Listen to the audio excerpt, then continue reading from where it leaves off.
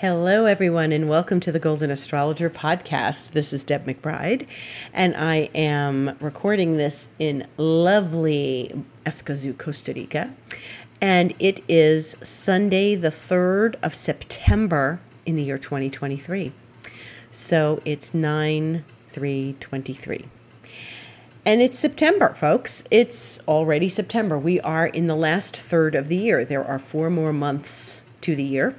And we are at that point when we start to think about the end of the year, oddly enough, and we start to think about holidays and the sort of upcoming events and impending end of the year before we start a brand new year. And it's pretty unbelievable. I don't understand how it got to be the 3rd of September. Of course, I logically understand it, but honestly, it just feels just so crazy that the year has just gone so quickly. So the big news, the big news is that today, in a few hours, or about an hour and a half from when I'm recording this, Venus will go direct. And that is a long-awaited event that we have had, Venus retrograde, since the 22nd of July. Now, I remember what I was doing. I was in Tortuguero, and I was like, Venus went retrograde.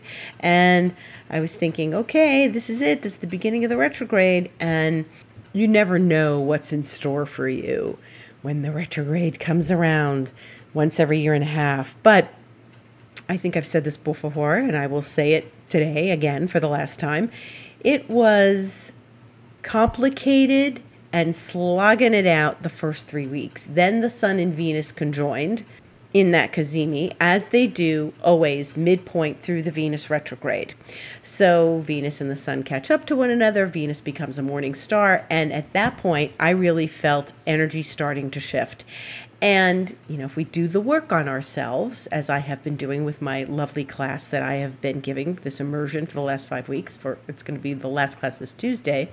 But as we do the work, that's what really gets us out of the retrograde with flying colors, with success, with feeling like we've accomplished something. So I can say I'm feeling good as this Venus moves forward, that things seem to be sorting themselves out, and I can only hope that as we move forward in these next few days, when Venus will be very slow, we'll start to notice that things are shaking out, lightening up, and we can start moving forward again, okay? So Venus will stay at this degree for a number of days. She's at 12 degrees of Leo, and she'll stay here for a little while, and then she'll start to really get some speed and start moving. But she won't leave Leo until October. And remember, she went retrograde at 28 degrees of Leo, and this is actually where we will only just then get out of the shadow of Venus, and that's October. And then she'll hit 29, and then she'll go into the next sign, which is Virgo. But now we have this next month to really look at where we've been, what we've learned. And, essentially what she did is she went through all of Leo.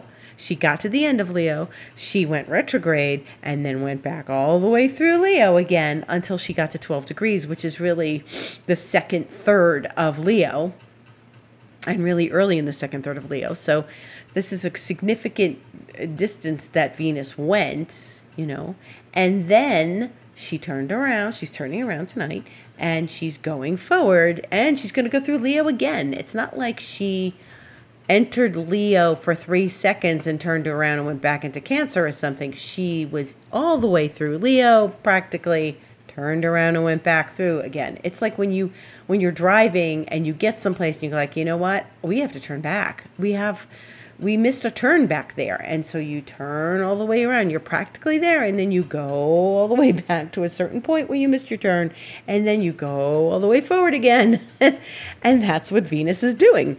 And so we get another chance to really look at our relationships, our finances, our abundance, how we are with abundance. What do you believe? And I said this yesterday on Instagram. What do you believe about money? What do you believe about abundance? What do you believe about your relationships? What do you believe about them?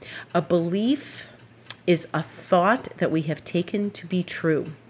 You can have a thought about something in your life, and you don't necessarily have a belief about it. It's just a thought. you know?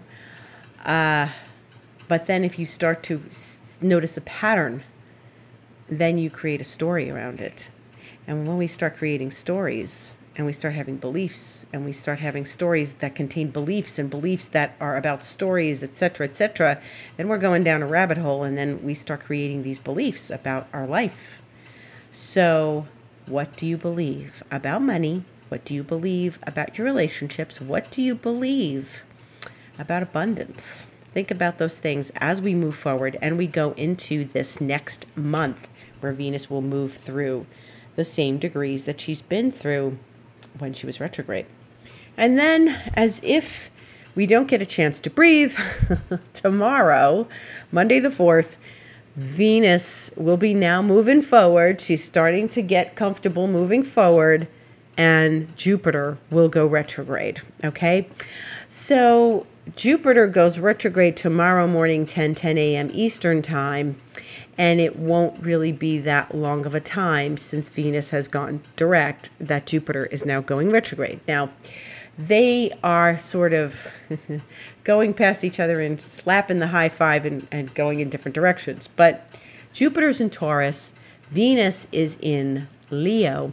Venus is not squaring Jupiter just yet. Remember, we had 2 passes of Venus squaring Jupiter, once when she was retrograde, once before that when she was direct, and now again she's going direct, and Venus will square Jupiter, and that won't be until the 16th of September. So we've got a little while yet.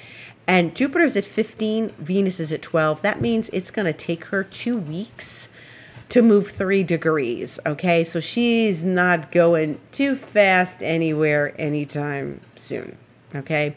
So if you have something where Venus is, if you have something at 12 degrees Leo, 12 degrees Aquarius, 12 degrees Scorpio, or 12 degrees Taurus, then you're going to feel something very fixed about this Venus. Now, Jupiter is at 15 degrees of Taurus, which is a fixed sign, which is also at the cardinal axis 15 degrees. Now, remember, I talked about that last week.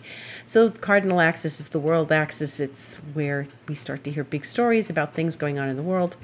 And it might highlight situations, people who have planets at the cardinal axis, which could be 0 degrees cardinal and anything that corresponds to that, such as 15 degrees fixed, which is where Jupiter is. And Jupiter is going to stay at 15 degrees fixed because it slows down and retrogrades, okay?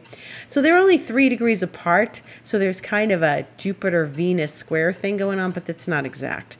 So I tend to think there's a little bit of the curiosity of Venus turning direct and squaring Jupiter that's going retrograde. And Jupiter is not, I wouldn't say that it's a retrograde that means that's it, we're not spending money, we can't spend money, we don't have any money. It's not that. That's not what Jupiter retrograde means. It means we step back, because a retrograde always wants us to step back and review, right? And so where is Jupiter asking you to stretch yourself? Where are you not entirely comfortable with stretching yourself? And Jupiter is saying, come on, you've got to stretch a little more. It's like a muscle. It's like when you go to exercise and say you're exercising and you're working on your muscles, your hamstring or something, and you're trying to get them to loosen up a bit, and you've got to stretch and get really, really limber, okay? And that happens with planets too, with energy. With Jupiter, it wants us to open up and stretch. And so we don't necessarily feel comfortable doing that when Jupiter goes retrograde. We think we're supposed to contract, but that's not helpful. Contraction is not helpful, especially with Jupiter. So my instincts about Jupiter going retrograde are where we're being tested, that we actually need to open up and not contract. Where should we not recoil? Where should we hold the energy? And I found, Venus and Jupiter are both planets of abundance, right? And Jupiter is the greater benefic. It's the bigger planet of abundance. It's the bigger planet of expansion. It's asking you to stretch. It's asking you to open. And Jupiter retrograde it's a couple of things. One of the things is it's asking you to open to where you could expand your life. The gut default feeling is to step back and hold back and contract. No. Where you can comfortably hold the energy and sit with it as you continue to expand yourself. Okay? Now, expansion can come in many forms, but the idea of expansion is you're able to hold more. You're able to hold the energy. You're able to have faith and trust that things are going to be okay, that you are supported by the universe. Jupiter is also the planet of faith. So this is the other thing. Jupiter is the planet of faith. It is a planet that asks us to trust and have faith in the universe. And the thing about Jupiterian people, my coach is very Jupiterian, they are very much a person that trusts. They trust. And sometimes this is why you see Sagittarians and very Jupiter people, they are extremely risk-taking. They trust that it's going to be okay and they can take that risk. Why? Because they have enormous faith. Because if they fall, they land on their feet. There's someone there to catch them. They trust the universe. They have a greater sense of trust in the higher energies, the higher up, that universe, source, God, goddess is going to be there to catch them. And so when we start getting Jupiter aspects, we might start to think, oh, good luck, fortune, abundance, yay, stretching. So like I said, it's the muscles that you have to use, and you're not used to using the muscle. So you're stretching your hamstring and you're getting it stronger. You're getting the muscle stronger, and then your hamstring is really strong, right? Your abs, you're stretching your abs. You're working with your abs. You're doing your core work, your biceps, all those things that you have to do some stretching for that allows things to have more space and get bigger. Okay, when those things have more space and you can get bigger, you can breathe more, you can expand your lungs more, it's more breathing room, it's more space, it's more expansion. You can relax more, right? And so what Jupiter does is it helps us stretch the muscle so that this way, when we really do need to extend ourselves and expand, we start to do it gently and comfortably. You never just stretch a muscle. You don't stretch your hamstring and then pull it, right? And then you're sore, and then you've got to ice it or heat it or whatever you have to do, and then it's like, oh no, now I can't exercise. You don't want to stretch too much. You want to, especially when we go Jupiter retrograde, we start to notice how to stretch, how to expand, how to comfortably expand and hold the energy and allow ourselves to expand. And then by the time Jupiter goes direct around New Year's Eve, then we realize that we've flexed that muscle enough and we're comfortable stretching it. And we're comfortable in that well of trust we have created. So this is the important thing about Jupiter. It doesn't mean tighten your belt, Jupiter's going retrograde, oh no. Put your wallet away. No. Just expand slowly. It's like you're slowly breathing in and expanding your lungs. You know what that feels like. So that experience is, a metaphor for what happens when Jupiter starts to go retrograde and we are expected to hold energy and stretch muscles and get a little more flexibility in the Jupiterian areas of our lives, or the place where Jupiter is right now. Jupiter is in Taurus. Where is Taurus for you? That's right. The Taurus story is not over, not by a long shot, because like I said last week when Uranus was going retrograde, and there's like a retrograde a week lately, when Uranus was going retrograde, I said, where is Taurus in your chart? So the same question applies this week. Where is Taurus in your chart? And where is Jupiter going retrograde? Not so far away from Uranus. And remember, they're going to get together next year, but we've got a long way before that story continues. So this is something where we start to expand and notice our expansion. Notice what it feels like to expand. How does it feel when you take a deep breath and you expand your lungs and you let more air in? It feels roomier, right? That's the whole idea. And you step back and you notice how to do this more and better and with thought and intention. If your intention is to stretch your muscle, if your intention is to take deeper breaths and fill your lungs more deeply and get your body to relax more, that's what Jupiter is helping you do. Okay, those are the metaphors for what Jupiter helps you to do. And Jupiter's always going to help, right? Sometimes it expands us to a point that maybe we weren't really ready to accept. But that's the whole point of stretching. We have to stretch and allow ourselves to expand. And that's what we do in expansion mentoring. If you want to join me in expansion mentoring, we get to expand so we can hold more. We can hold more energy. And I don't mean expand your waistline. And that's the other problem with Jupiter. When we get with Jupiter, if you get a Jupiter transit, you can easily gain weight. Like if Jupiter goes over your ascendant, over your sun, in your 6th house. Yes, in any of those places, you learn to take on more, to expand more, a lot of times when Jupiter goes to your 6th, you're really busy with work. But when Jupiter goes to your 6th, you have to really also not get sloppy about your diet. Because once again, remember what I said before. When these Jupiterian types, when Jupiterian people they trust so much, they take risks. So they feel like they're going to jump out of the building and land on their feet. They feel like they're going to be able to eat whatever they want and not gain weight. They feel like they can rush that green light. They're going to rush that green light just before it turns yellow, right? They're going to rush it. And that's often what Jupiterian people do. I'm going to push the envelope, I'm going to get through. And so that's where we get the themes of overconfidence that comes with Jupiter. Sometimes you get overconfident because you're running that green light. You're going to rush that light.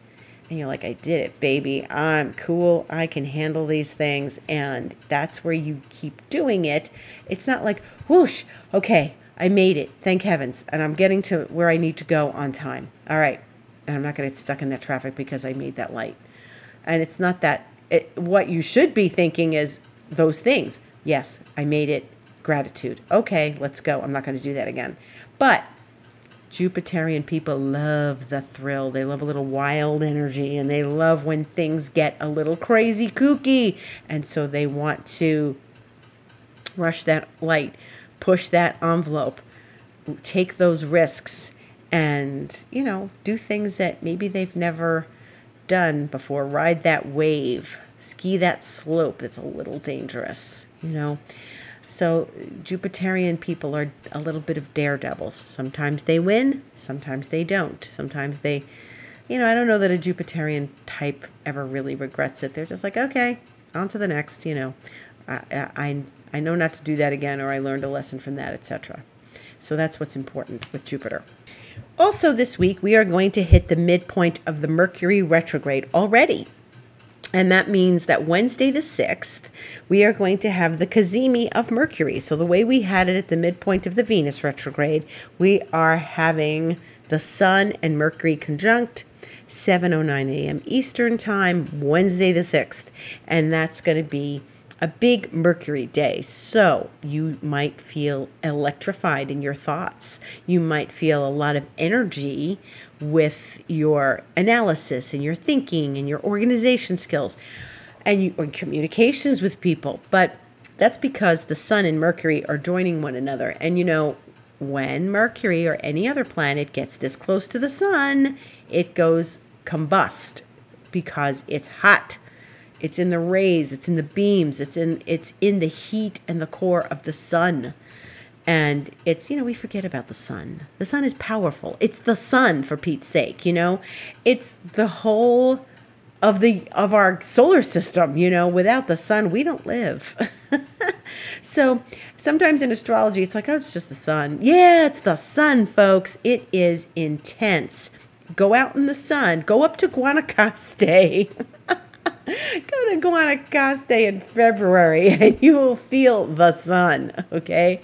And it is hot. And when Mercury is that close and is conjunct the sun, it feels the heat. So communications get heated up. Maybe there's lots of communications on Wednesday, but it is the midpoint of the Mercury retrograde.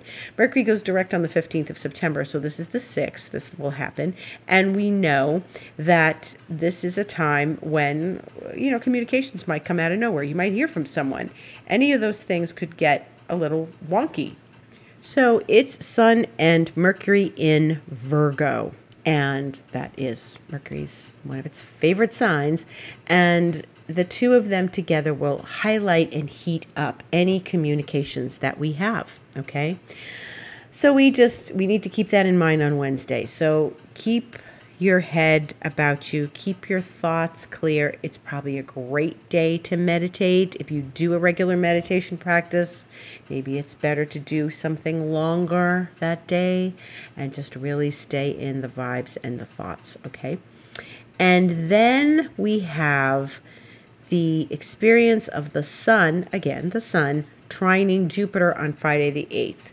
So that's really important because it's a very smooth aspect. It's very good. It's all earthy. And you know that the sun and Jupiter are in earth signs.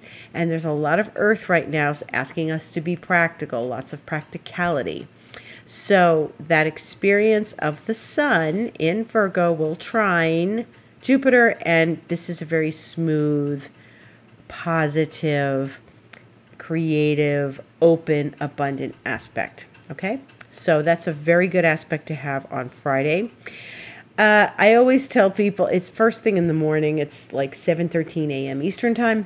I always tell people this is the other side of Jupiter.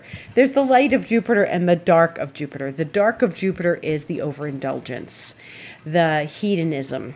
Okay, too much of a good thing, and the sun trining Jupiter can remind us of that, that experience of, whoa, I'm just going way out there. I can do no wrong. It's kind of, the sun and Jupiter are kind of Dionysian. It's what you see in like those rock star biographies where the rock stars are just like overindulging and it's overabundance and it's overflowing with champagne and everything else, right?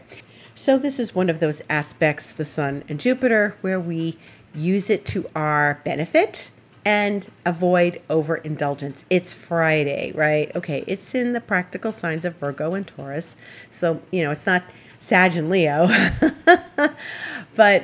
or Aries. And what this is asking of us is to, stay practical and, maybe it's a good time if you feel you can buy yourself a little gift, okay, or buy a gift for someone you love. And it's a good aspect for generosity, for giving, for being supportive, for showing that you care. But it is not a night to like overindulge in food and drink, okay? Just be very careful. It's like too much. The sun and Jupiter can be way, way, way too much, okay? So just be aware, just be careful, and use your discretion and discernment. And we have so much in the element of Earth. The sun and Mercury are in Virgo, and Uranus is in Taurus, and Jupiter is in Taurus, and Pluto is in Capricorn, and that's 5 planets in Earth. And right now, they're not showing any sign of leaving, okay? There's no changes, not this week, not next week. Eventually, the sun will go into Libra later in the month. And then, we'll have one less in Earth and one more in air. But it's really a lot of Earth right now. And so we're being asked to really look at the practical things and manifest something that can really work in our lives, something tangible. And I think that when there's so much earth, people are concerned with earthly matters. They're not all like up in their head with like airy thoughts. They're really looking at the nuts and bolts of life. And a lot of that has to do with money and finance. And I think people have been really tight with their money, and they are feeling insecure with their money. And I don't think there's a reason for that. Jupiter is in Taurus, okay? If any time you're secure financially, it's when Jupiter's in Taurus, okay? Even if it's going retrograde. So don't see this. Don't see this time. I know the world this, the stock market that, the banks this, the inflation, but there's 5 planets in Earth. And that means there's plenty to go around, and there always is plenty to go around. The last thing you want to start thinking about is lack and scarcity, okay? The thing is, when there's so much earth, it's like abundant earth. It is everything. The earth itself, Mother Nature, is abundant in and of herself, okay? She's always abundant. She's blooming. She's growing. She's blossoming. Yes, there's winter, but that's also abundant too. There's an abundance of rest and sleep. That's what happens when there's those winter months. There's a need for sleep. Mother Nature must rest at times too. But it's not like the trees are dead. They're dormant. You know, dormancy does not mean dead. That means that they are sleeping and they're resting, and then they bloom, okay? And we're the same way. So with all this earth in the sky right now, you have to feel and see the abundance. Do not stress. Jupiter is in Taurus, and it's going to be in Taurus for a while, okay? So we've got some months and months and months. And this is so important to recognize what you have with Jupiter and Taurus going retrograde. Great time for looking at what you have, being grateful for what you have. And the more you thank yourself and thank the universe for what you have, the more you will receive. The more grateful you are, the more you receive. Remember, and I've said this before on this podcast, when someone gives you a gift or opens the door for you, does anything for you, gives to you, right? You say thank you. You show gratitude. If you start showing gratitude for things that are not yet in your life, you are calling them in, because gratitude is the ultimate state of receivership. Okay, so remember that. So Jupiter going retrograde is a wonderful time to feel gratitude in your life, for your life, about your life, for everything you have and everything that's coming to you. All right? So that is a very important thing to remember during this Jupiter retrograde. Anytime you start to think you're going to feel lack, turn it into gratitude. Gratitude is the ultimate state of receivership. So important to remember. And early next month, when everything's sort of changing around, Mercury will be direct, Venus will be direct, and then they will both be changing signs. Mercury will leave Virgo and go into Libra, so it's leaving Earth and going into air, but Venus will be going into Earth, into Virgo. And Mars will leave air and go into water. So we have a little bit of water with Saturn and Neptune in Pisces, and Venus is the fire in the sign of Leo right now. And so there'll be a little bit of shifting and changing at the beginning of October, but that's okay. There's still going to be balances. I think fire is really the one that we may not feel so much. But Mars going into Scorpio is spicy, and when it does that in October, it's a water sign, but it's still a spicy experience of that Marsy, which is a fiery planet energy, okay? And we are set for the week. Now, we don't have any lunations this week. We are about to have the next new moon in the week ahead, next week, the 14th. And by the way, October brings eclipses, okay? There's the 14th of October and the 28th of October. We will see eclipses, okay? But we're not there yet. And that next lunation next week is going to be one, and then the next one after that, the full moon on the end of the month, that's going to be the one that opens the eclipse period, okay? So we'll talk more about that in the coming weeks. Thank you so much for listening to the Golden Astrologer Podcast. Gratitude to all. If you would like a session with me, you can connect with me through my website, thegoldenastrologer.com. Click book online and set yourself up for any session, whether it's astrology or Reiki, or if you'd like to work with me long-term in expansion mentoring. And if you are interested in astrological reports that I regularly give, you can tune into me on Instagram, The Golden Astrologer. And I just put up stories yesterday about how an astrology session happens. Okay, what happens in an astrology session? What exactly happens? So I may post that again as a reel or something. So stay looking out for that, because then you could get a sense of what happens in an astrology session. If you'd like to contact me and inquire about any of my services, especially the expansion mentoring, because it's a longer-term project, I welcome you to write to me at info@thegoldenastrologer.com or deb@debmcbride.com. Thank you so much for listening. Many blessings. Gratitude to all.